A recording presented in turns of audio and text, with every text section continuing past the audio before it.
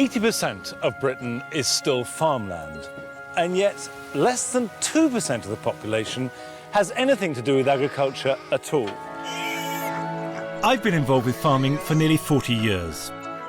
And I've noticed that there is a new feeling about it. People want to get back to the land. They want to grow food. They want to look after animals. Look at them. And in this series, I'm going to help 6 very different people try and make their dream of returning to the land a living reality.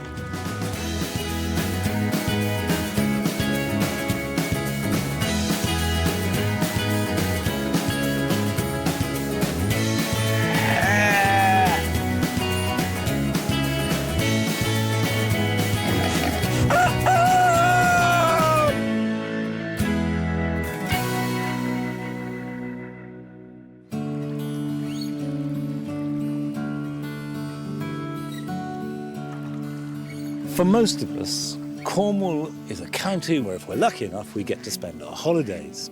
But come inland, where I am now, and the ruggedness attains a kind of harshness. This is a bleak granite landscape, which on a day like today is nice enough, but in winter it's a hard, hard life, and the farmers that live here are a tough breed. So it's perhaps strange that this is where a family from South London have chosen to come and set up a new life where they'll be self-sufficient and earn their living. Now, if that wasn't hard enough, they have no money, no land, and absolutely no experience. This is the Wood family, who dream of making a new farming life in this windswept corner of Western England. It's always been a dream, really, and finally, we're going to give it a go. Rob and Sue Wood moved to Cornwall from the London suburbs with 2 little children, Ellie, Harry and Fraser, Rob's 17-year-old son from his previous marriage. I was working 5 days a week in the city. I was in building and landscaping, working too many hours and not being super successful. I'm just trying to simplify things and give a better quality of life for my children. Go on in. Tired of their stressful city life, the couple sold up the family home and moved into this rented smallholding, Little Carmenellis, to try and make a more self-sufficient living. We're going to try different animals, vegetables. From there, we're hoping to buy some land, build a little house and have our own smallholding and be as self-sufficient as we possibly can. Rob has long fantasised about becoming a farmer, but this is his first real taste of it. As far as experience in farming goes, we have... No experience. We don't, do we? No. Oh. But there's more. In the middle of June, we're going to have baby number 3. As and when the baby arrives, the baby will go in a sling and come with me. And there is a serious complication that's holding the Woods back from getting on with their exciting future. To finance their move to the country, the couple ploughed all the profit from their house sale into a property development in Cornwall. With Rob doing the work, they planned to sell quickly, make a healthy profit, and start their farming life. But then disaster struck. Unfortunately, we decided to become property developers at the start of a credit crunch. We are very proud of what we've built, but as far as a financial success, no, it wasn't. With the development unfinished and unsold, Rob has neither the time nor money he hoped to have to start his dream farm. To make matters worse, Little Carmenellis costs them more than £1,200 a month to rent, and they've got a large and growing family to feed. They need some help, and they've called on me for some advice. What started as a dream is now a matter of survival.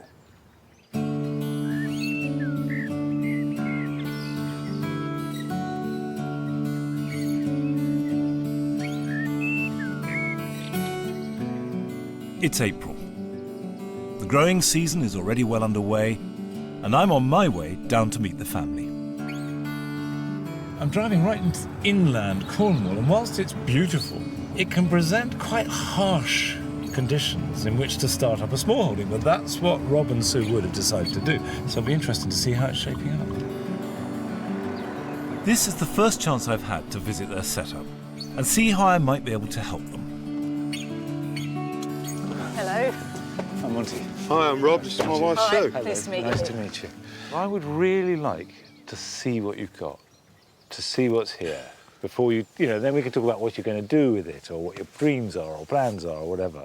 Okay. We'll do The house is surrounded by agricultural land, but only 1.5 acres of it is currently available to Rob and Sue. Behind the house, there's a small polytunnel, which they're already using to cultivate seedlings. They divided the 1 acre field into 3 parts: poultry section, a veg patch ready to take those seedlings, with an area as yet unused at the far end. And next to the house, there's a whopping 1/2 acre of lawn, which is also unused. This lawn is a field, really, isn't it? You're going to dig this up? Not at the moment, no. I think our landlord wouldn't appreciate his lawn being dug up. But you don't need to dig land up to farm it. Good grass like this could be put to use as grazing for livestock, such as a few lambs. However, Rob is keen to show me the field, which is the family's main agricultural resource, and from which I'm greeted with a cacophony of contented chicks. What's the game plan with these? We'd like to breed chickens. We will keep some for ourselves, but we'd like to be able to sell, so people can come here, be able to buy chickens from us, buy a chicken house or ark that I've made for them, feeders, food, a book. Right, so the whole package. I actually built that chicken house. That's my first chicken house. No, very good. Thank you. Interesting. Rob's plan to sell chicken starter packs taps into a growing interest in food production, but it's already a crowded market, with existing kits starting at around £150. Nearly 1 million people in Britain keep chickens. As they take up little space, they can be reared successfully in even a small town garden. Most hens will lay over 100 eggs a year, with Rhode Island Reds laying up to 200 a year, while the Sussex is a great dual-purpose bird, producing good eggs and meat. Bantams lay much smaller eggs, but have lots of character and tend to be less destructive of your garden. A strong coop and enclosed run are essential to protect birds from predators, particularly foxes, which can dig underneath fences, so the wire must be buried at least a foot below ground.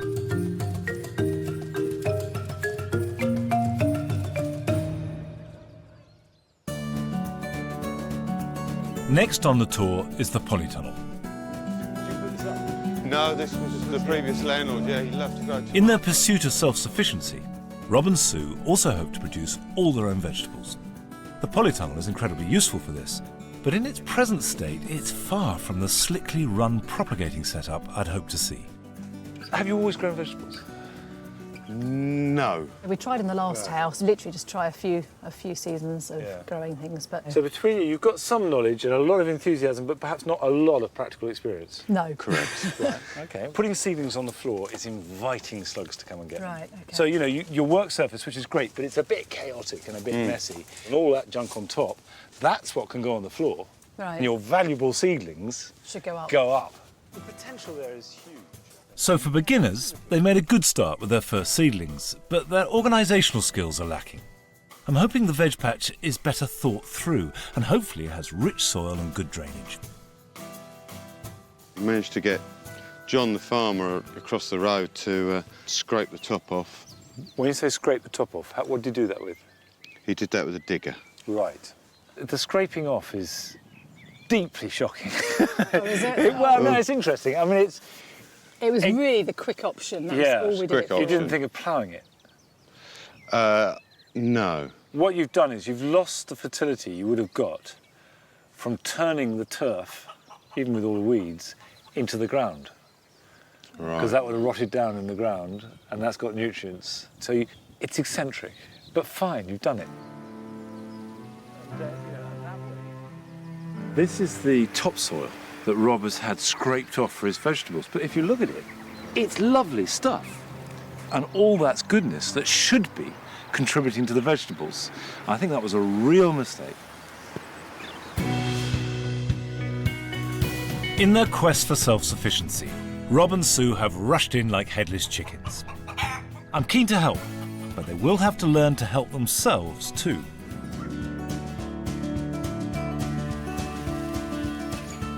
I'm in Cornwall, to help the Wood family get their dream farm off the ground. So far, their one commercial idea is to sell pedigree chicken starter kits. I don't know about this chicken business. I'm not sure whether this can make money, but it has to make money because otherwise they'll be in the tyranny of work again and then there'll be no time left for this. And with 3 small children, Sue is going to be pushed really hard. So it has to work from a business from the very beginning. But from what I've seen so far, there's no grand plan. And this has already led to some fundamental mistakes. I need to delve deeper. I'd be interested to know why you hadn't thought about this and why you haven't made a plan. We're still chasing your tails, really, from the project, from the houses. The last year has been hell. I was so certain and so sure that the plans that we'd made I was going to achieve. We'd get the money I just back. didn't quite plan that, you know, the world was going to go upside down. The failure of Rob's property development means that his self-belief has been knocked for 6. I hate failure and I feel so embarrassed and I feel I'm letting my wife and my children down. Now, I'd say the first thing you've got to do, front up to it. You need each other. To get through this and do it well, you're both going to have to work harder than you've ever worked before in your lives. All successful businesses are about knowing what you're doing, knowing what you want to do, and then setting about it. To make the dreams fly, you have to give them substance and be very pragmatic. Rob is terrified of things going wrong. And the way he's dealing with that is projecting all his hopes into a future that doesn't actually exist. And I think what I've got to do is help them to make that dream become a reality, so that that energy is directed to something. They have to get their confidence back and get on with it.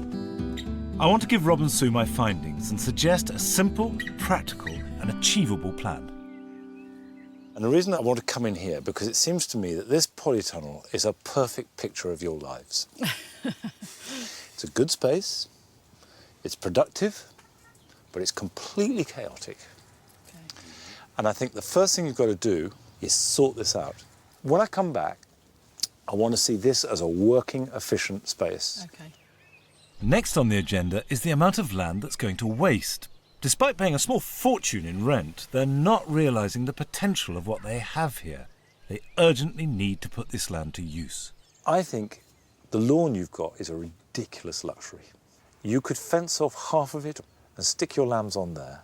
You cut it last night. Yes. It cost you money, petrol, time, machine. Lambs would eat it and make you money. I've saved the biggest challenge till last. I want Rob to get on with making his chicken keeping kit a reality. It could generate the cash that they so urgently need, but he has to make sure that it's a profitable business. By the time I next come back, what I'd really like to see is you having worked out 3 prototypes of coops or hen houses or runs, whatever it is, and cost them to the last penny. Does that sound reasonable? Yes. Yes. These tasks should help Rob and Sue get focused and organised. But they can't let finishing the property development get in the way. This project started not when the house is sold. It started already.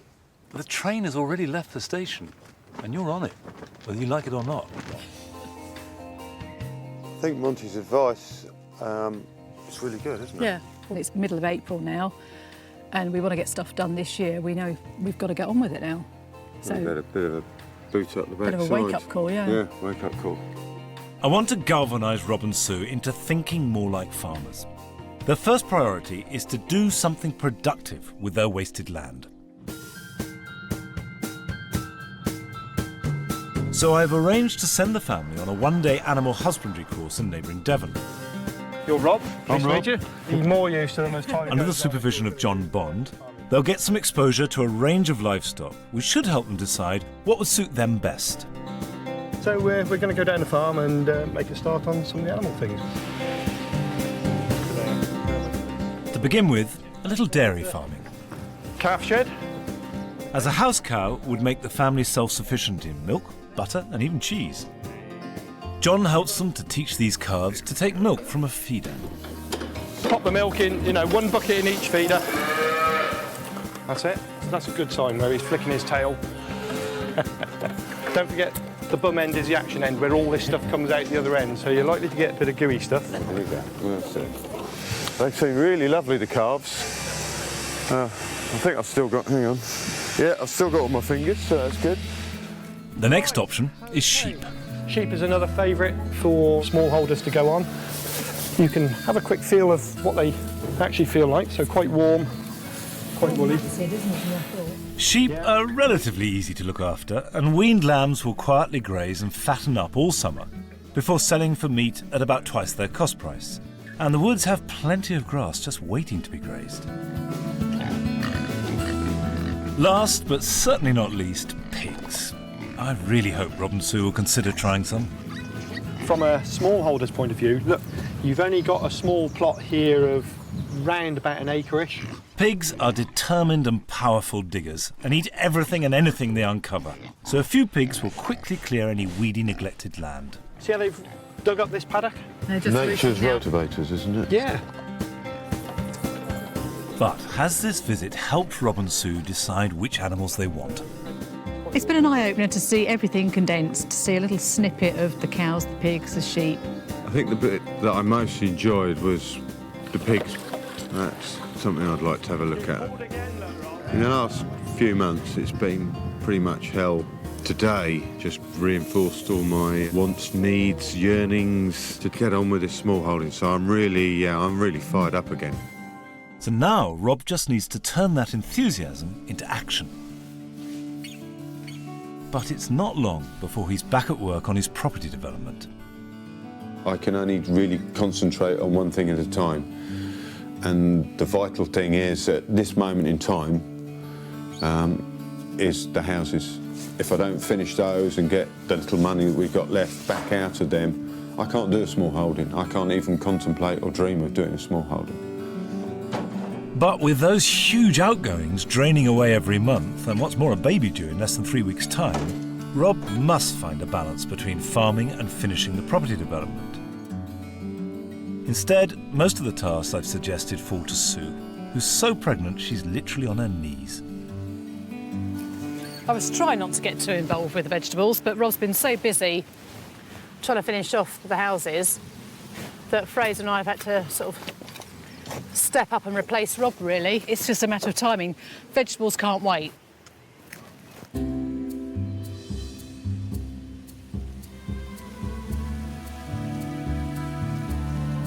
It's June, and my next visit to the Wood family is imminent.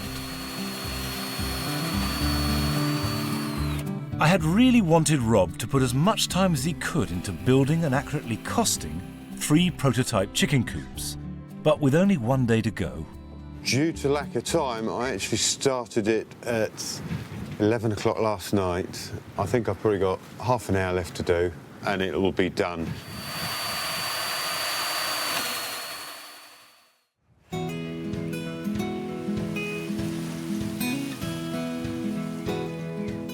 I'm on my way back to Cornwall to check on Rob and Sue's progress. Cornwall is looking glorious. Maybe that's a good sign, because I feel that on this visit it's really important that Rob and Sue have actually done what I've asked them to do, because it was really a psychological thing. The tidying up of the tunnel was all about organising themselves, and for Rob to make his 3 styles of hen coop and cost them, go through every single detail of the cost to establish then what he can charge for them, is part of him coming to grips with it as something that needs to be managed. And also I hope that they graze that lawn and aren't mowing it in a ridiculous way. But first impressions are not good. Oh dear. No sheep, no fencing, and evidence of recent mowing, which is interesting. Ah, you're there. Hello, Monty. How are you doing? Good. Okay, not a great start. Getting more animals onto the farm is something I'm convinced is right for them. And, as the farm is rented, so is electric fencing, because they can take that with them when they move. So, I've got a surprise for them. I've got a little bit to help you on your way. And I thought maybe while I'm here, we could do some fencing. I've got an electric fence for you. Wow. But there's actually a bigger surprise for me. You've bought some pigs. Yes. You've just been and done it. Just saw an advert, yeah. So, if we put this fencing up, you could go and get them now, couldn't you? Yes. That's brilliant. Right, jump in, let's go. I'm delighted that Rob and Sue's day at farm school has given them the confidence to try some pigs. Keeping them on the lawn is out of the question because unlike lambs, they'll dig it up. But that extensive area of the field beyond the existing poultry and veg is still languishing unused, and it's a perfect place for keeping pigs. This is where you want. See, this lovely circular space. This is the nicest place here, I think. Yes, it is. So pigs should have it, shouldn't they? You've They got a good... should, yes. Pigs are very intelligent and renowned escapologists. They will get out if they can. Electric fencing is good, especially if they're young, because they get used to it. So what we need Thank to you do so is... much for getting that. Oh, really, I'm so chuffed. Listen, it's just the beginning. We have to make this work, and to make it work, we have to make things happen.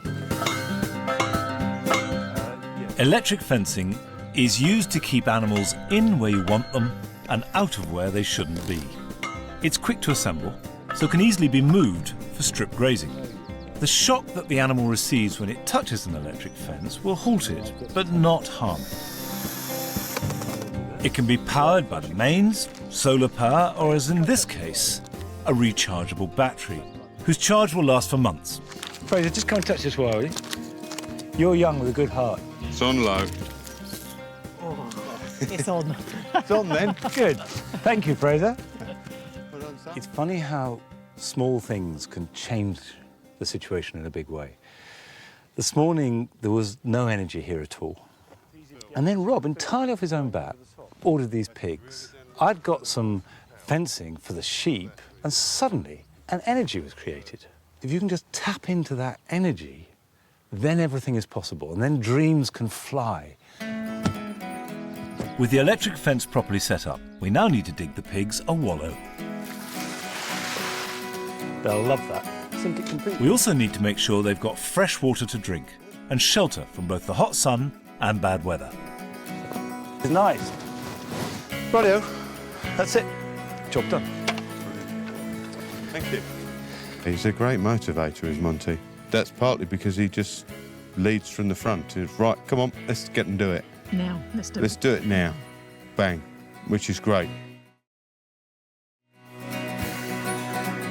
Now it's time to collect the pigs from a nearby 14-acre smallholding. Its owners, Peter and Leslie Ross, gave up their city lives 5 years ago. Oh, look. Oh, They are Gloucester Old Spot through the grandmother over there, and Cornish Large Black, who's Richard, who's possibly the oldest working large black boar in the county, we're told. He's about 10 years old.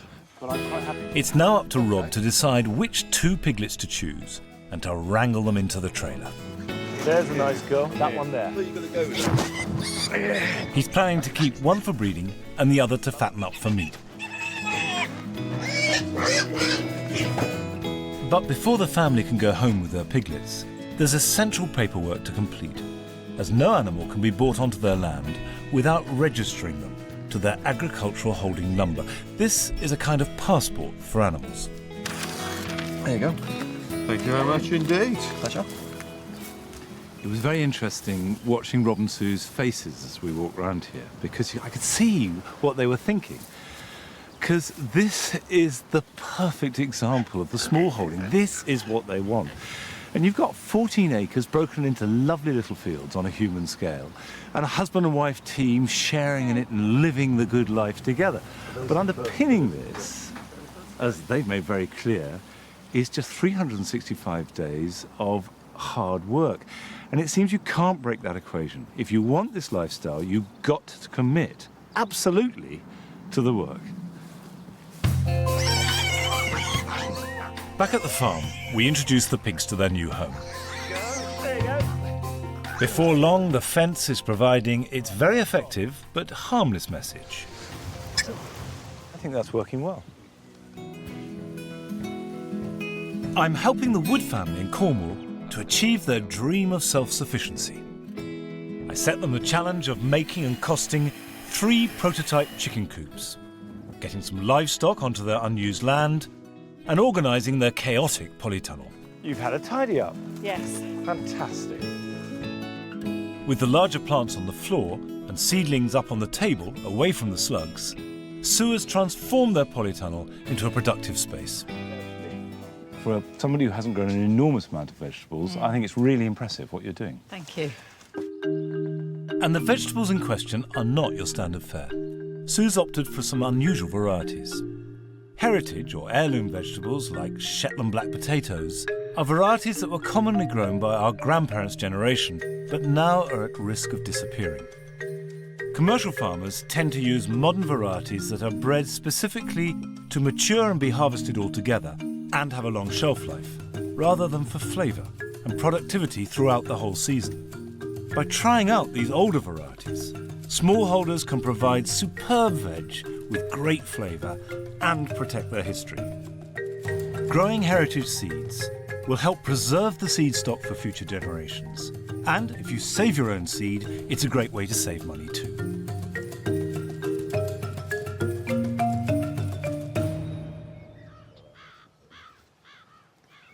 The vegetable garden is coming along well now. So it's time for Rob to show me his prototype chicken coops. If he can prove to me that he can make them well and profitably, then I've got a big surprise for him. First one I made was this one here. It can either be a duck's house or a chicken house. And how does it work? Show me what I would be buying if I was buying it. So that will just come down there like that. Oh, It's a little bit sticky. It's a bit sticky. So I need to sort that out. And this is the steps? That's the steps, which, And that as one's you can broken? see, is already broken. Yeah. Right, OK. And So that's not the way to go on that. so what did that cost you to make? I don't fully have it costed as yet. I'm interested to know why you haven't got it costed, actually. Simply, Given that that was the deal, wasn't it? that's the deal. Yeah. I'll be able to give you the cost tomorrow. Right. If I'm 100% honest, I've not had the time to sit down and do it. Right, so this is number 2, i.e. for the bigger. This one Flock? is a coop as well as a run. It was quite awkward to build and took quite a lot longer. The other thing is I didn't feel happy with the size of space. I think it needs to be a little bigger. I mean, you told me you finished this at 3:15 this morning. Correct. Right, so the real truth is, let's be honest with each other, is you haven't had time to work it out. So there's really a lot of work to do on this, isn't there? There is, yeah. OK. Let's see the third one.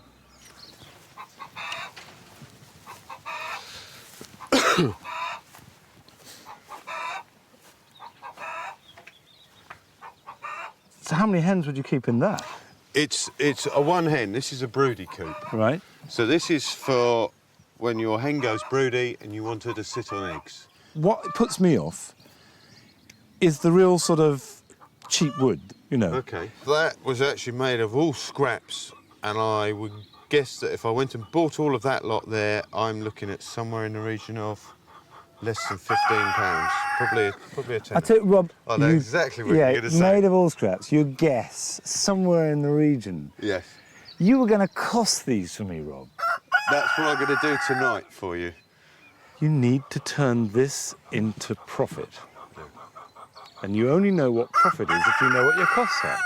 That's right. And Yeah, it's just I as agree simple with as you that. totally. I Yeah, know you I agree agree Why with you. fucking hell didn't you do it? Simply time. It's time. It's time. Monty, I'm struggling. No, yeah, no one would deny you sympathy for that. But on the other hand, you have chosen to do this. That's right. So, You know, it's not like anyone's imposing it No. on you. I agree with you totally. Given everything else he has at stake, I'm concerned that Rob hasn't been able to give his new business enough time or attention. Perhaps the family really shouldn't be embarking on this now. It could be time to throw in the towel.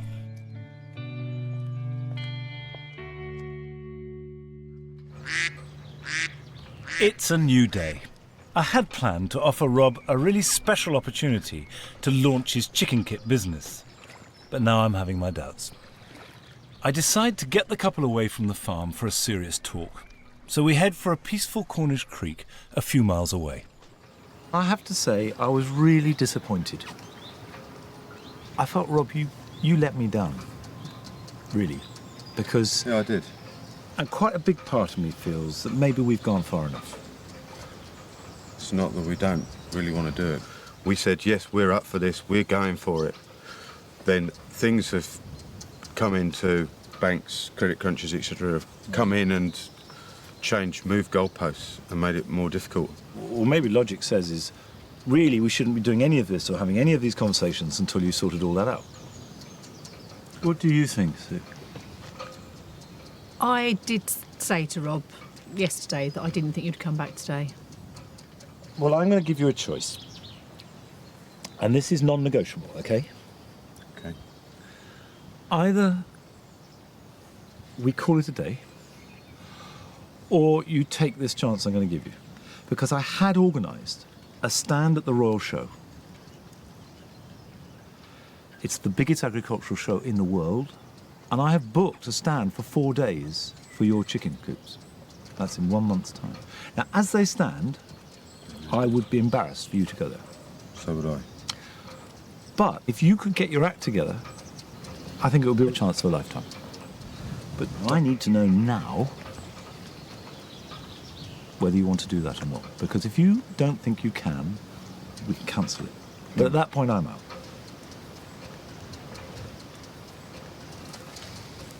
You just wait. So don't be upset with us, because I don't want to put you under any more pressure. No. She's cross and upset with me. I'm going to kill you.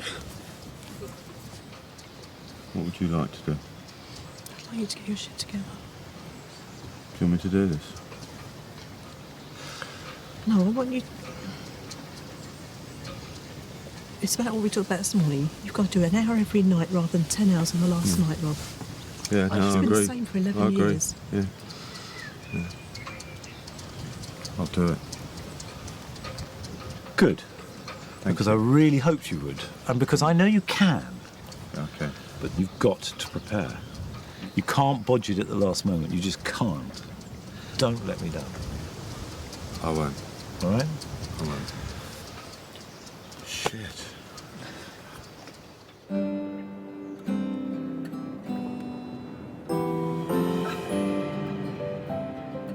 It's early July, and whilst the rest of Britain basks in hot sunshine, Rob and Sue's small holding seems to have its own microclimate. But at least one pair of residents seem to be thoroughly enjoying the cooler weather. However, the piglets are no longer the newest residents, and Rob's broody coop has been put to good use. But there's also a much more important new arrival. This is Isabel Jasmine Wood, latest and final addition to the family. She was born on Father's Day, so that was a very nice surprise for Rob.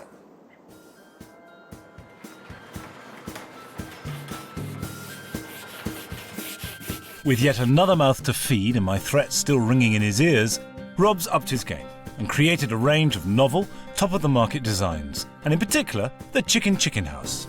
This is part of my chicken house. This is where the head goes.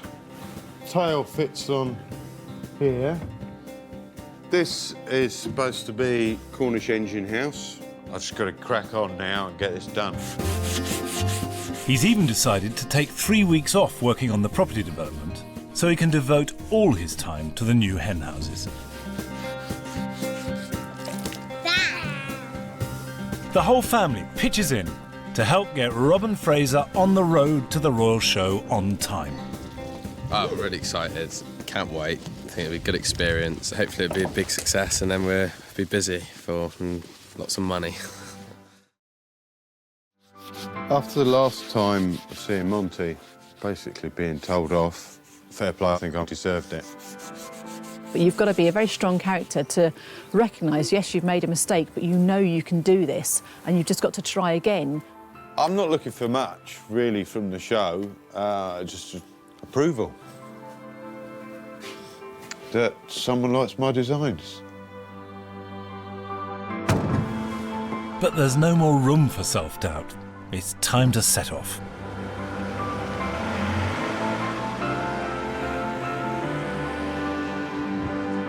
Sending Rob to the Royal Show is asking a lot of him at this time. But if he comes through, the rewards could be great.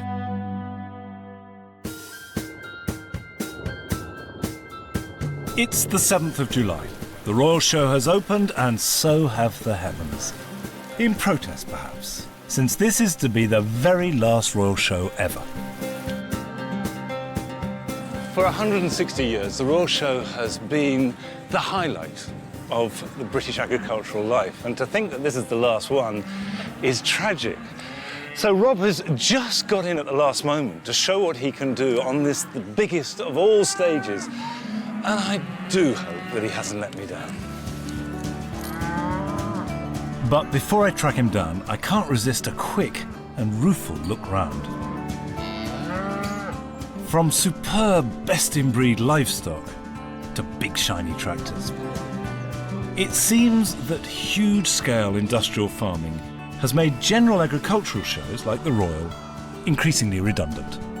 And yet you come here and what is it that people are crowding around? It's the smallholdings, the animals. Real food does seem to stimulate ordinary people's interest. And I'm sure that is the future. That is the way that agriculture can reinvent itself. But it's time to check out Rob's stand and see how he's responded to my challenge. God, isn't that fantastic? Well done. You got here, you did it. I did. These are wonderful. I love it. I absolutely love it. You're a star. Thank you. Well done. This one. The quality of the workmanship and the materials that Rob's invested in are truly impressive, And on that side. let alone the imagination and the novelty of the designs themselves. And you better get in. That is fantastic. Your tin mill is really inspired. The idea is this is me saying, this is what I can do. If you want to send me a photo of your house, I'll do a caricature of your house as a chicken house, a rabbit house, a duck house, whatever you like. We had some youngsters in earlier on, and they were talking about a chicken coop. Yeah, it's sort of Tudor-y type thing, so I did a quick sketch for them. It's got legs, as they say, isn't it? You could do this, you could make this go anywhere. Yeah. The wood life. I love it. And you've got the website up, have you? Yes, that's all up and You've done. been busy, haven't you? Just a little bit, yeah. There's no way I was going to let you down. OK, I'll be really honest with you. It's much better than I thought you would ever do. It's everything you said and more. You've exceeded my wildest expectations. Brilliant. So And how do you feel? Knackered and relieved. I'm really chuffed that you like. Do you want another prize? There is one thing I'm a bit hesitant about, and that's Rob's pricing. As if by magic. 595 quid. It does strike me 595 quid is quite a lot. But it's bespoke, it's handmade, Yeah. and it's made of proper materials. Yeah. And that's 495 for that hen house. Yes. This one here, I think would be 900 to maybe £1,000. There's a lot of work in here. But it's the buying public that will be the judge of this. And I enthusiastically join in trying to sell them. The whole point about what Rob is doing with these hen houses is to give you something that looks good, has character, can be whatever you want it to be. I didn't realise the head of that bird was actually part of a chicken coop, but it is. It's amazing. It's going really well. Well, we haven't sold anything yet, but everyone's, oh yeah, can we look at your website? Can we fill in one of these forms?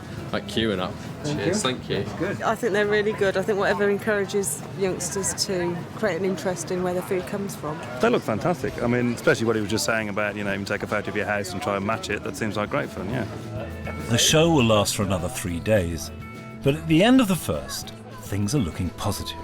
No sales as yet, but good feedback from the public so far. What do you want to have achieved when you pack up from here? It would be nice to get a sale. We've got some interesting leads.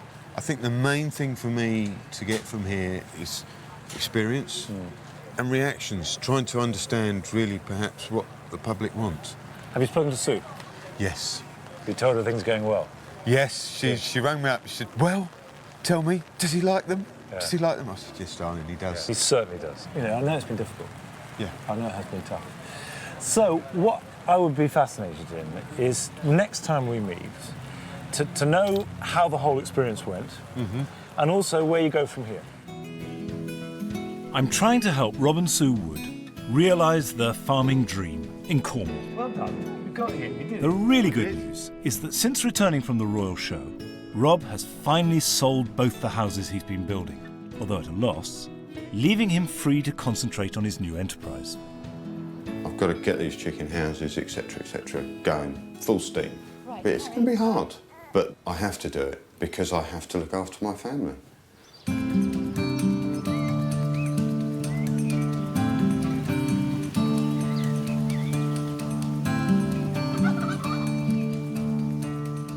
The summer is almost over, and I'm looking forward to discovering if the Royal Show has given Rob's new chicken kit business the kickstart it needed. Now, it was last year in June when the weather was lovely. Now, at the end of August, it's vile, filthy weather. And they told me to walk because I've got a surprise that they don't want me to see if I sweep up my car.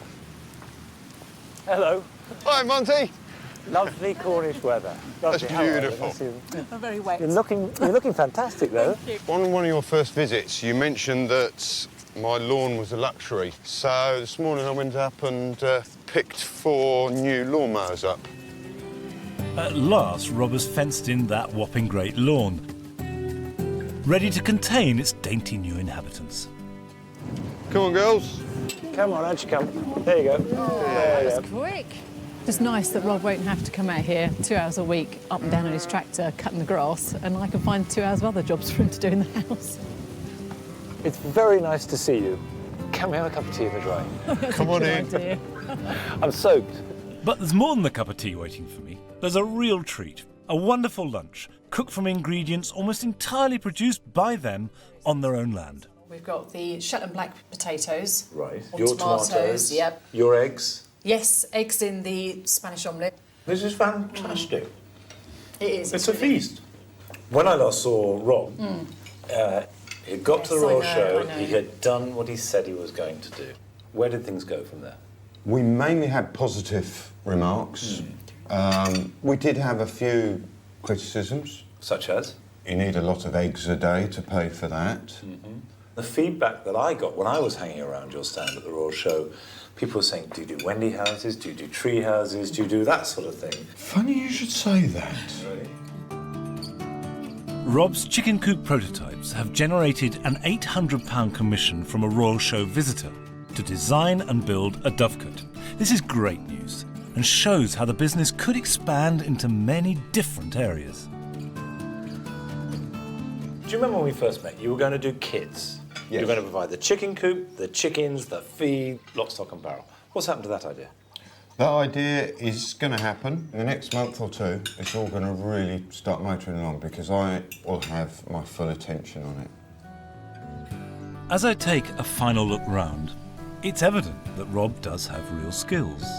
But whilst there might be the seed of a business here, I'm still not confident that he would ever be able to make it meet the financial needs of his large family. Hello. However, what Rob and Sue invited me to do was to help them achieve their dream of becoming self-sufficient smallholders. And so the question I have to answer is, do I think they could ever make their living as farmers?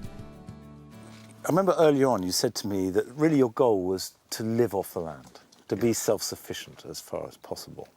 And I think that in terms of feeding yourselves, nourishing body and soul, you're halfway there. But I don't think you will ever be able to live off the smallholding. Rob, you are not a farmer and you never will be. You're an artist. You're a creator. Yeah. And that's what you must do. And I think you would get as bogged down in the care of animals and the day-to-day affairs of running a smallholding as you would in any business. You've got to have a reliable source of income. Yes. There is nothing I've seen and nothing you've shown me that strikes me as a reliable source of income. My recommendation is, in order to protect the smallholding, you've got to get steady work that doesn't stress you out and still enables you to have your dreams and make your chicken coops and try and make a go of it, but not rely on it. But I do have this genuine love of the animals, of plants, You can fruit have and it. veg, so... It should be there. I'm not saying for a minute you should stop doing anything you are. You should keep breeding the hens. You should keep the pigs and the sheep and the vegetables, but for your life and your lifestyle, not for your profession. That's what I'm saying. Don't invest all your money in the land. Just enjoy it.